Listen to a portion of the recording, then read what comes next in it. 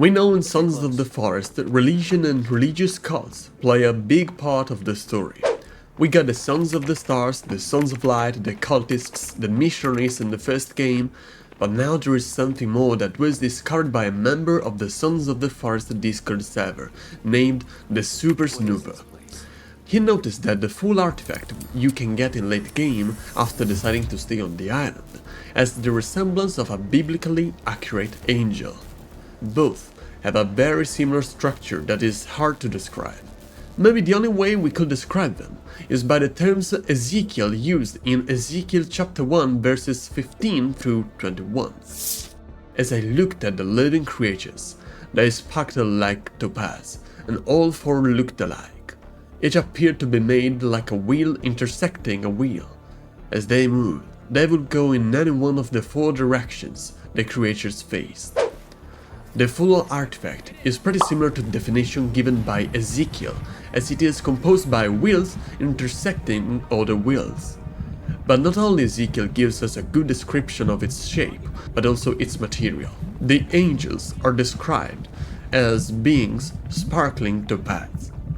The topaz has a dark yellowish color that we can also link to the fictional mineral in Sons of the Forest, called sulfite. Of course, this could be only a coincidence, since the topaz can be found in many colors. Maybe there was something more we didn't know yet about the lore of this game. One of the main religious elements in Sons of the Forest that not so many know and that was yet very confusing was the Bible-like pages we can find in the Hell Cave. These pages have a structure similar to the Bible and that are linked to the predecessors of the Sons of the Stars, the Sons of Light. We can already see where this is going. The pages that talk about the Sons of Light seem to be from a book called The Dimensional Ascension of Ephesians. This could mean nothing to most of you, but Ephesians are actually mentioned twice in the Bible. In the Epistle to the Ephesians by Paul the Apostle and the Book of Apocalypse by John the Apostle. And believe it or not, in the Epistle, the Ephesians are called children of the light. In Ephesians chapter 5 verses 8 through 9, it is said, "For you were once darkness, but now you're light in the Lord. Live as children of light. For the fruit of the light consists in all goodness, righteousness, and truth." This is such a great discovery that can highlight the great role religion has in the story of Sons of the Forest. The Sons of Light are actually the Ephesians, and so could be the Sons of the Stars, the so-called cultists. In the dimensional ascension of the Ephesians, it's also written that the Sons of Light must overcome their enemies on the island that are not human, but the reflection of their inner guilts and sins. In the terms of Sons of the Forest, the cultists must not face human threats, but the mutants, who are the personifications of their sins.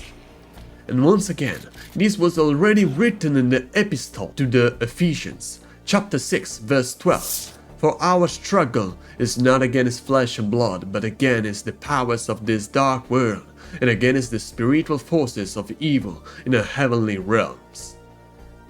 In the pages you can find in Hell Cave, the Sons of Light are said to have fought the mutants, their inner demons that belong to the abyss of distorted shadows. The abyss is a very clear reference to hell, and it's not even a case that the final cave in Sons of the Forest is called the Hell Cave. The abyss could also be the sinkhole, and it's the place in which the mutants, called the distorted shadows in the dimensional ascension, were given birth. If we really can link the mutants to actual religious demons, at this point we can't oversee what was written in Luke chapter 8 verse 31, when Jesus Christ freed a man possessed by demons, and they begged him repeatedly not to order them to go into the abyss. All that I've said is already enough to make it clear how much the lore of Sons of the Forest was influenced by religion. But there is one more element I'd like to share with you, and that has a major impact on the story of Sons of the Forest. As you know, all the plot is focused on reaching the cube before it activates. The cube is made of sulfite, which is a mineral never discovered before and that is very similar to gold. And believe it or not, in the Book of Apocalypse, there is a direct reference to the Gold Cube.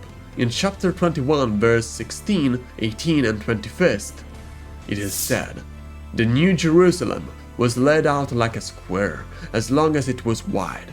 He measured the city with the rod and found it to be 12,000 stadia in length and as wide and high as it is long. The wall was made of jasper, and the city of pure gold, as pure as glass. The great street of the city was of gold, as pure as transparent glass." So the New Jerusalem is described as a gold cube, just like the one we can find in the game. To sum it up, we can say that the cube has the resemblance of the New Jerusalem in the Book of Apocalypse. The full artifact is similar to the angels as described in the Book of Ezekiel. The sons of light and their fight against not human beings is mentioned in the epistle to the Ephesians, which are also the authors of the pages you can find in Hell Cave. There are a lot of references, and I wouldn't be surprised if actually the mountain is portrayed as the Mount of Purgatory, since in one of the story notes it's said to be a counterpart to the sinkhole in the forest, just like this was hell. Hell, Purgatory, and heaven, the sinkhole, the mountain, and the gold city. God, this is weird.